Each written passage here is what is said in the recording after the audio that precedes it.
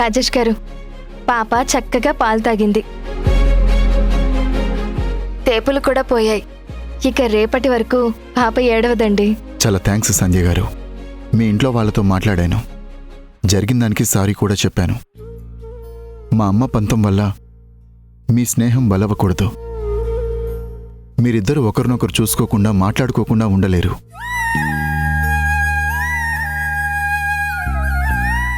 ఇక్కడ మీరు, అక్కడ వింధ్య. ఈ రోజంతా ఎంత బాధపడుంటారో నాకు తెలుసు. అమ్మా, మీ సంధ్య మా వింధ్యతో కలిస్తే మీకే ప్రాబ్లం లేదు కదా? చెప్పాను కదా బాబు, నువ్వింతగా వచ్చి అడిగాక మేము వద్దని ఎలా చెప్పగలం? అమ్మ సంధ్య, ఎక్కడో ఏదో పొరపాటు జరిగింది అంటున్నారు. అది ఒక పీడకలలాగా వదిలే. రేపు వెళ్ళి వింధ్యను కలు.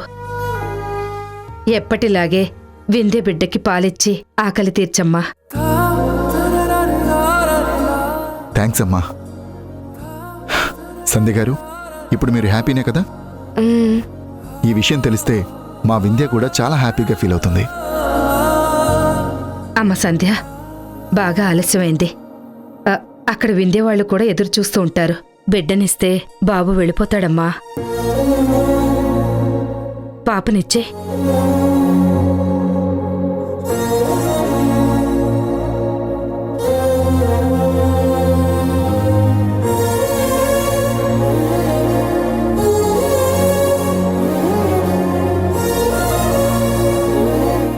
ఇటువంటి సంధ్య గారు,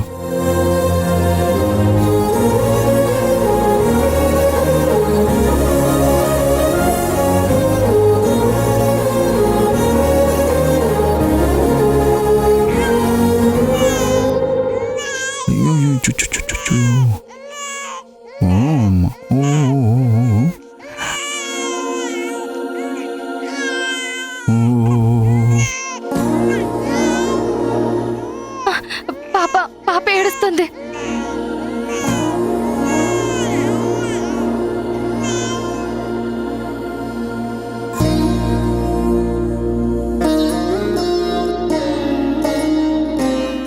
సంధ్య, ఆలస్యం అవుతుందమ్మా, పాపనిచ్చేసే.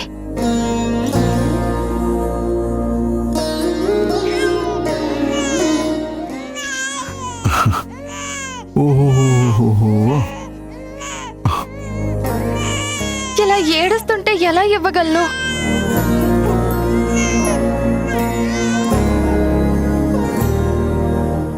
అమ్మ సంధ్య, వాళ్ళ పాపనిచ్చేసే.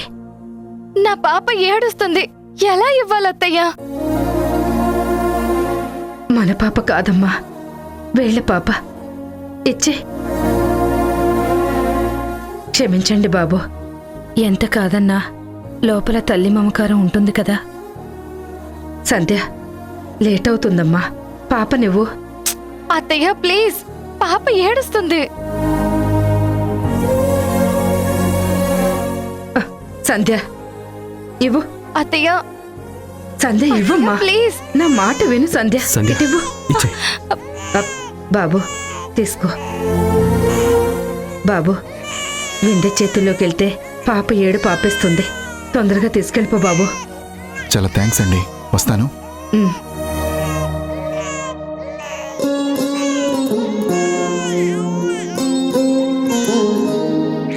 పుట్టిన బిడ్డ దూరం అయితే తల్లిగా ఆ బాధ ఎలా ఉంటుందో నాకు తెలుసమ్మా. వెళ్ళి పడుకో. శ్రీజ, పొద్దున్నే లోపలికి తీసుకెళ్ళు. సంధ్య,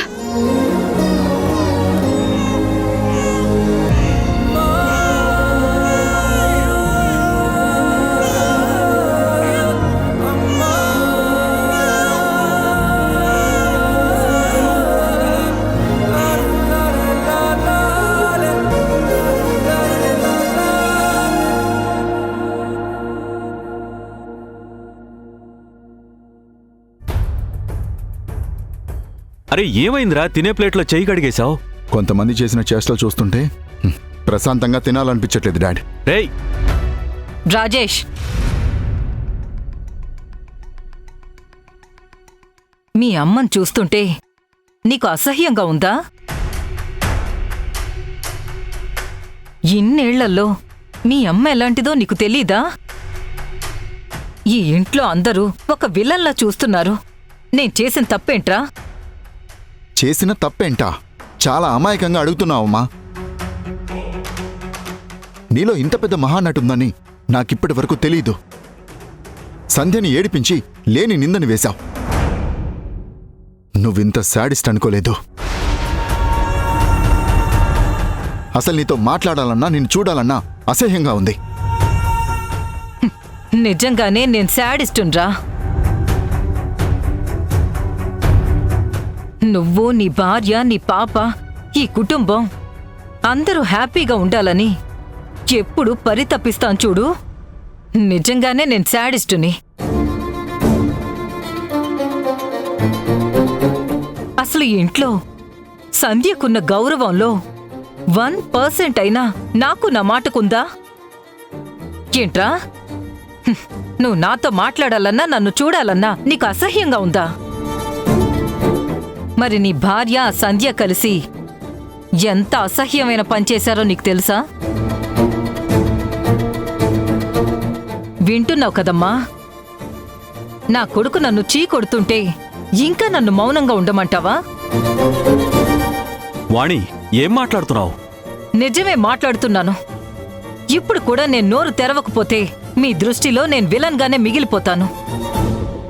ఈ ఇంటి కోడలిగా వింధ్య ఏదడిగితే అది ఇచ్చాను కదా. చివరికి లాకర్ కీ కూడా తన చేతుల్లోనే పెట్టాను కదా. మరి తనింట్లో దొంగతనం ఎందుకు చేయాల్సొచ్చింది?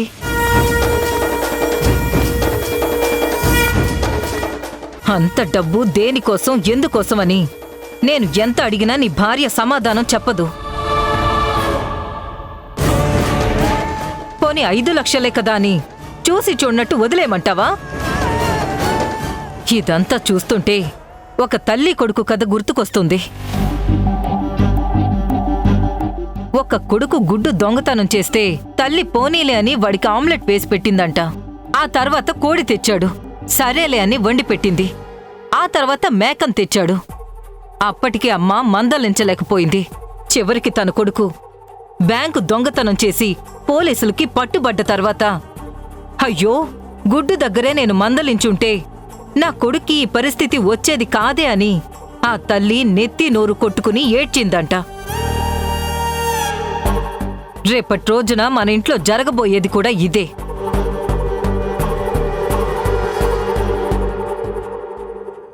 నా స్థానంలో రేపు కుటుంబ భారాన్ని మోసే అమ్మాయి ఇలా దిగజారిపోతే చూస్తూ ఊరుకోవాలా? ఈ కుటుంబ గౌరవాన్ని కాపాడుకోవద్దా? ఇంట్లో ఉన్న సమస్యని సాల్వ్ చేయొద్దా? 100% ఇది సంధ్య ప్రమేయంతోనే జరిగింది. కానీ వింధ్య మాత్రం ఒప్పుకోదు. జరిగిందేంటి అంటే చెప్పదు.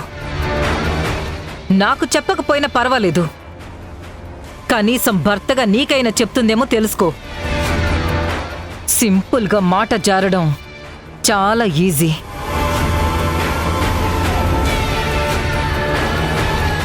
అమ్మా వింధ్య, ఏంటిది? నువ్వు డబ్బు తీయటం ఏంటమ్మా? అసలు అంత డబ్బు నీకెందుకమ్మా?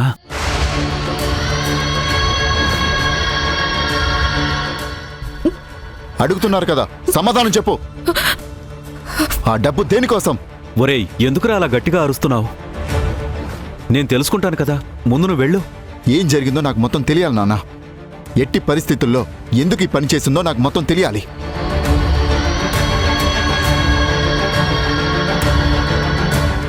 ఏంటమ్మా ఇది? అంతగా అవసరం ఉంటే నన్నైనా అడగొచ్చు కదా. అసలు ఏంటిదంతా? మావయ్య గారు, నా వల్ల సంధ్య బలైపోయింది. మీకు నేను అన్ని విషయాలు చెప్పుకోలేను. దయచేసి నా ప్రాబ్లంని సాల్వ్ చేయండి ప్లీజ్.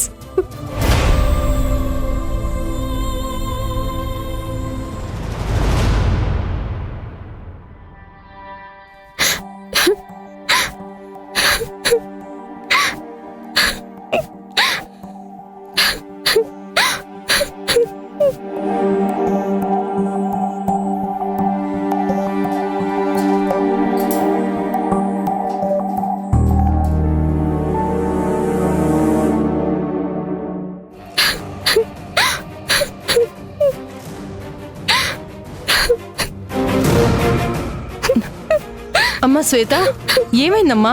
ఎందుకు ఏడుస్తున్నావు? నా ఫ్రెండ్స్ అంతా కాలేజ్ ఫీజు కట్టేసి హ్యాపీగా క్లాసెస్ కి అటెండ్ అవుతున్నారమ్మా.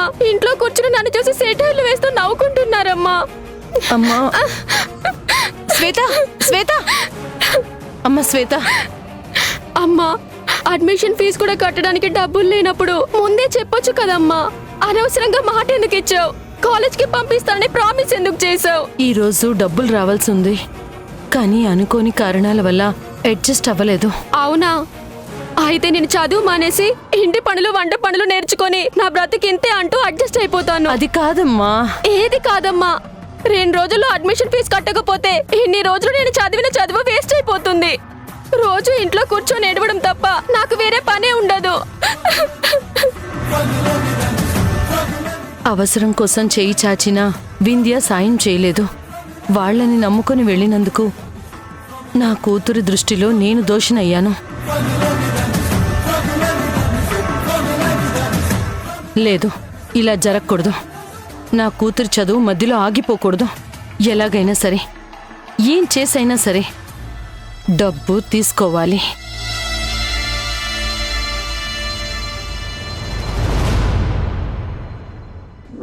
అసలు నీతో మాట్లాడాలన్నా నిన్ను చూడాలన్నా అసహ్యంగా ఉంది.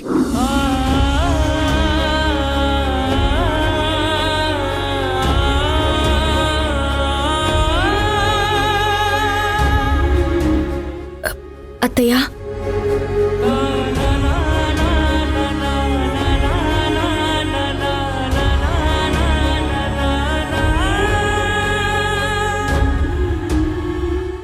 అత్తయ్య,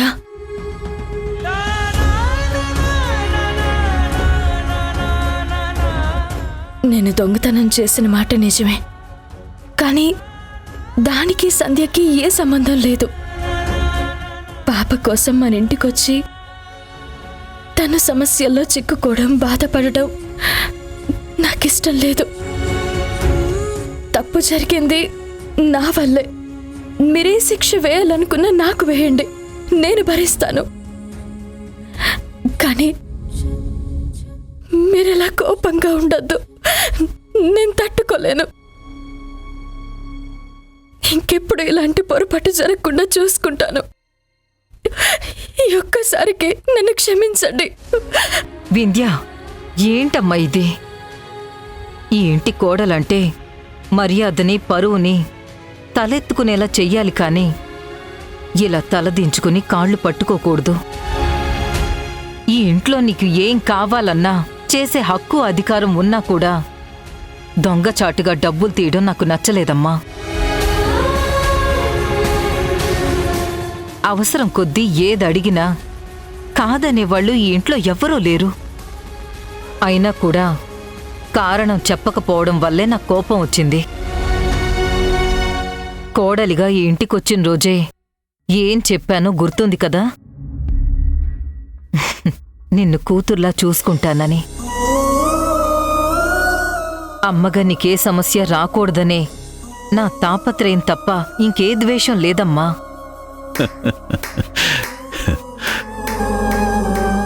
టైంకి ఇంట్లో గుమ్మడికాయలు లేవు కాని లేదంటే మీ ఇద్దరి ప్రేమకి దిష్టి తీసి అవతల పడేసేవాణ్ణి. కోడల మీద అత్తకి నమ్మకం ఉంది, అత్త మీద కోడలికి గౌరవం ఉంది. ఒకరినొకరు అర్థం చేసుకుంటే సరిపోయేదాన్ని మీరిద్దరూ సమస్య చేసుకున్నారు. అది కాదండి, ఆ దొంగతనం. ఇంకేం చెప్పొద్దు. మీ అత్తాకోడళ్ల గొడవ వల్ల ఉదయం సరిగ్గా టిఫిన్ చేయలేదు. కడుపులో ఎలకలు పరిగెడుతున్నాయి. ఇప్పటికైనా కరుణించండి. 2 నిమిషాలు మావయ్య, నేను అన్ని రెడీ చేస్తాను. అత్తయ్య, మీరు రండి.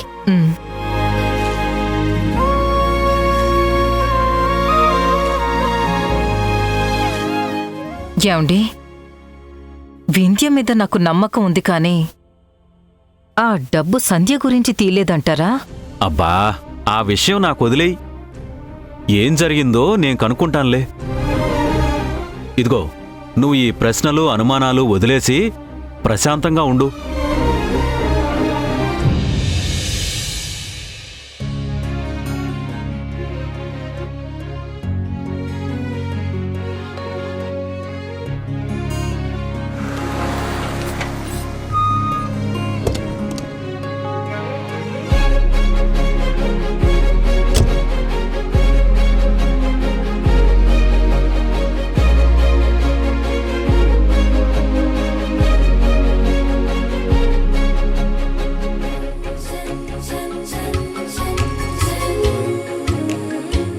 అమ్మా సంధ్య,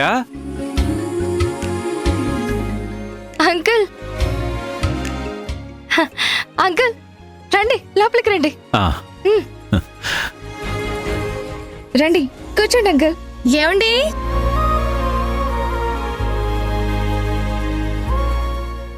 నమస్కారం సార్. నమస్తే. నమస్కారం అండి. అమ్మా సంధ్య, నీ సాయం మీ స్నేహానికి మా కుటుంబానికి మరొక్కసారి అవసరపడిందమ్మా.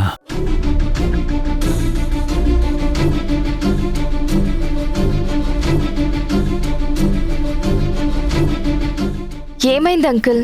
నువ్వు చేయని దొంగతనానికి నీ మీద నిందపడింది. దొంగతనం చేసిన వింధ్య మాత్రం కారణం చెప్పలేకపోతుందమ్మా.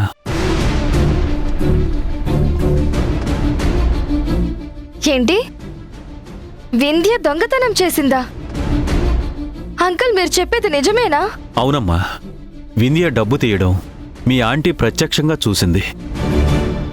నీ ఇంట్లో నువ్వే దొంగతనం చేయాల్సిన అవసరం ఏమొచ్చిందని వింధ్యని కోపంగా నిలదీసింది.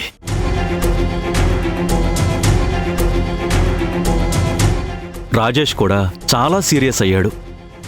ఇద్దరూ ఎంతడిగినా వింధ్య మాత్రం కారణం చెప్పలేదమ్మా.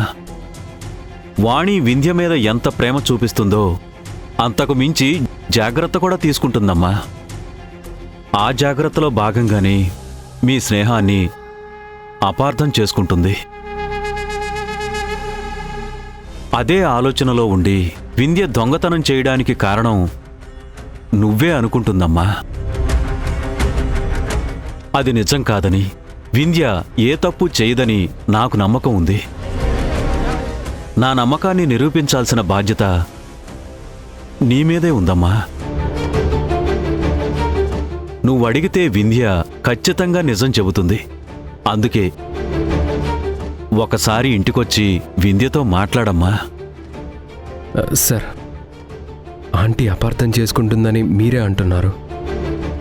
అలాంటప్పుడు సంధ్య మీ ఇంటికి వచ్చినా వింధ్యతో మాట్లాడినా సమస్య అవుతుంది తప్ప పరిష్కారం ప్రయోజనం ఏమీ ఉండదు. సంధ్యని ఆ ఇంటికి పంపించడం మాకిష్టం లేదు. కానీ రాజేష్ గారు వచ్చి బ్రతిమిలాడటం, పాప గురించి సంధ్య కూడా ఎక్కువ ఆలోచిస్తూ ఉండటం వల్లే మేం కాదనలేకపోతున్నాం. పోలీసులు ఇంటికి రావడం, మా సంధ్యని దొంగ అన్నట్టు మాట్లాడడం ఎంత బాధగా అనిపించాయో మాటల్లో చెప్పలేను. అమ్మా, మీ బాధని అర్థం చేసుకోగలను. జరిగిన పొరపాటుకి, నా భార్య తొందరపాటుకి క్షమించండి. అయ్యో, సంధ్య మా ఇంటికి రావడం వల్ల వింధ్య డబ్బు ఎందుకు తీసిందో కారణం తెలియడమే కాదమ్మా, సంధ్య కోసమే అనుకుంటున్న అనుమానం కూడా దూరం అవుతుంది. ఈ రోజు నుంచి నువ్వు ఆ ఇంటికి వెళ్ళడానికి వీల్లేదు.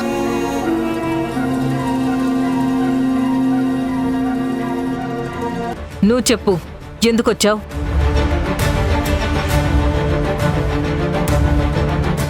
నా కోడలతో ఏం చెప్పాలనుకుంటున్నావు? నేనిక్కడికొచ్చింది పాప గురించి చెప్పడానికి.